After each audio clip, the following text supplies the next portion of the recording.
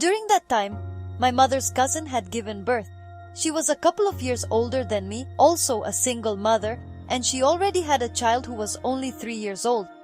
When it was time to give birth, she had no money.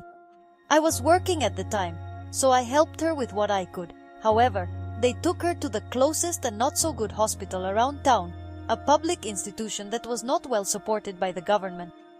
The problem with these institutions is that they do not care, as they are not getting paid for their services accordingly, and most of the people working there, like nurses, will end up stealing medication and selling it elsewhere. People who can't pay for the goods and services might get discriminated against and receive very poor quality service, even for pregnant women. She was going to have twins.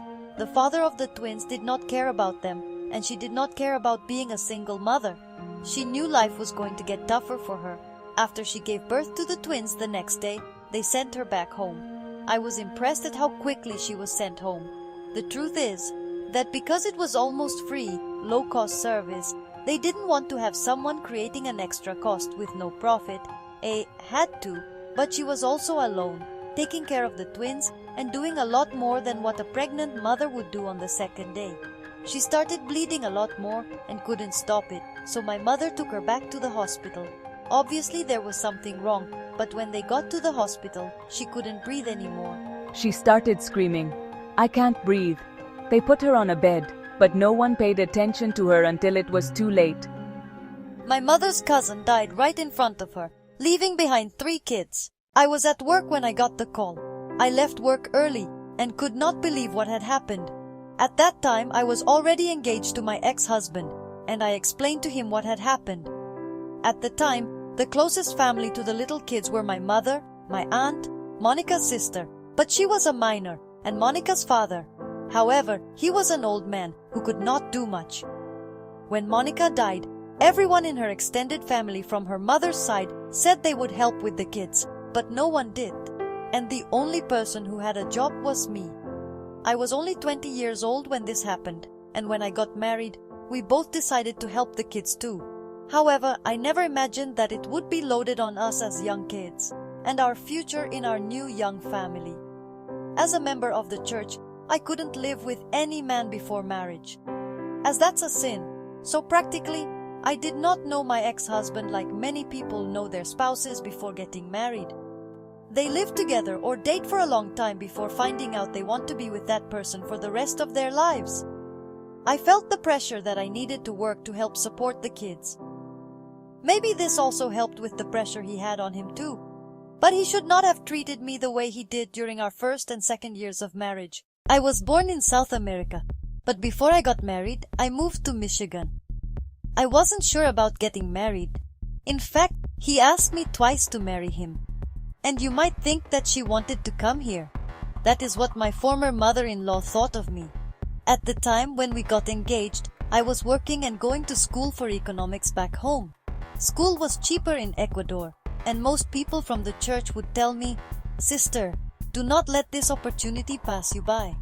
Most conservative people have strict rules and believe that young women from 18 to 25 are at that stage in life where they should get married. If you are a young woman between 25 and 30 years old and older, you will live life as a solitary old woman and probably will never get married because you are old. At the time, I was not sure about any decision.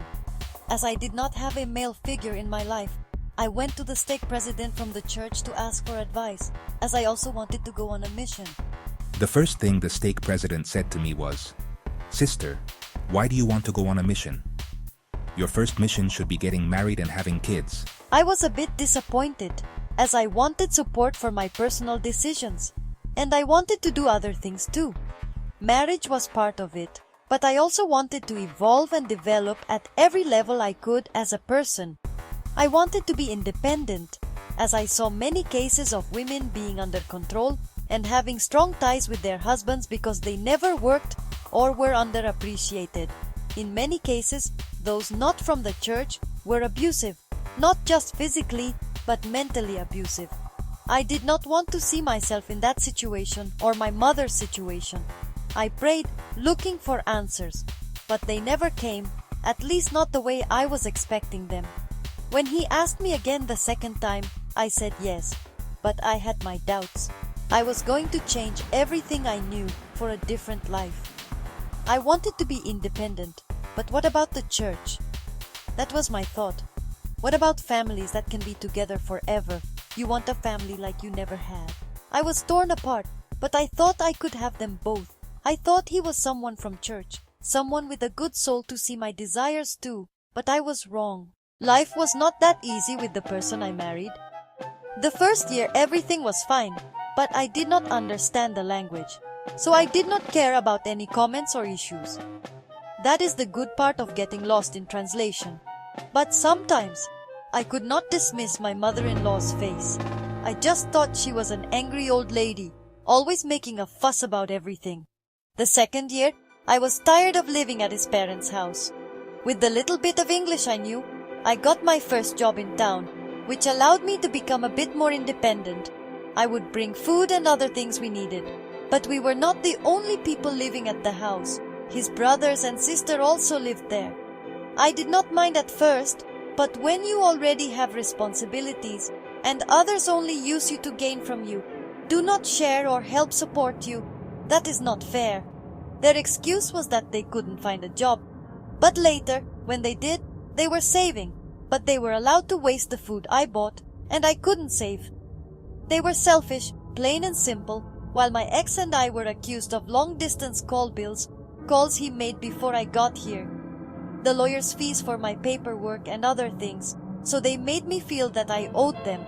This was mainly his mother, and she would reflect this on him, but it was a heavy resentment she had. I dismissed it under the table in many ways, but when I least expected it, she would bring this back again to remind me I came here for them, and I regret it. My whole marriage idea was always about pushing ourselves to be and do better. Well, at least this was in my mind on my side of the marriage. The first year was not what I thought, and in the second year I decided to move out. After I started working, I signed up for a rental and decided to move out. I told him either you stay with them or go with me, but I am moving out. Even after we moved to the new apartment, I noticed he struggled with money. I worked and helped too, but we had non-stop arguments. Around this time, I was still slow about my listening and speaking abilities, and I received a marketing call, selling me a week's cruise vacation for 2 to go to Disney. I was excited because they said it was 90% free and that I would only need to pay a small portion of it. So I took it, but the problem was that I did not hear well or understand what they were selling me, and within a day, the account statement was showing about $300 less. He got mad at me and started yelling at me. I yelled back because in my mind, no one would do that to me. He screamed at my face out of his lungs, damaged the doorknob so he could get in the room to keep screaming, then damaged the only dresser we had at the time, and punched the walls. I thought he was going to hurt me, so I ran to the kitchen and grabbed a skillet and held it up.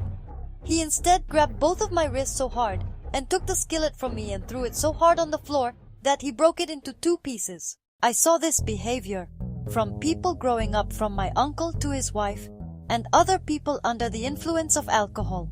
He would hit her, and my mother had to step in the middle. But there was no alcohol this time, only a man who thought he could have control over me just because he brought me here to the USA.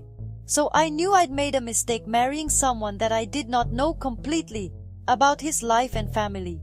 Even the bishop from the church at the time had some concerns about this family, as they always screamed to each other for no reason. I thought that because he was a member of the church, he would be like me, someone striving to do better and wanting to do better for her soul, but soon realized that this was not the case, and not the same for many who are supposed to follow what is right, or at least striving to do what is right with a higher consciousness of being tolerant, patient, and have understanding, not from this man.